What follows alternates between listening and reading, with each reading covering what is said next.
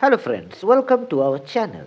আমরা ইংরেজি বলার সময় প্রায়ই একটা সমস্যায় পড়ি, টিএইচই শব্দটার উচ্চারণ নিয়ে। কেউ বলে দ্য, আবার কেউ বলে দি।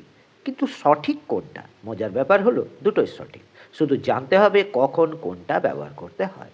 আজকের ভিডিওতে আমরা এই কনফিউশনটি দূর করার চেষ্টা করব। তাহলে দেরি না করে ভিডিওটি শুরু করা যাক। যদি টিএইচির পরের শব্দটি একটি ভাওয়েল বা স্বরবর্ণ দিয়ে শুরু হয়, তবে তার উচ্চারণ হবে দি। যেমন the apple, the egg, the ice cream, the and.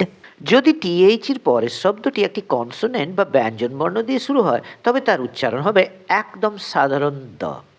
যেমন the ball, the cat, the sun, the moon.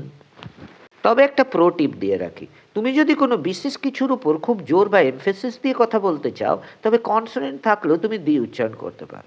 যেমন he is the best player, এখানে জোর দিতে দি বলা যায়। আশা করি আজ থেকে আর কোনো ভুল হবে না। ভিডিওটি ভালো লাগলে শেয়ার করো, আর এমন আরও টিপস পেতে আমাদের সাথেই থাকো। বাই।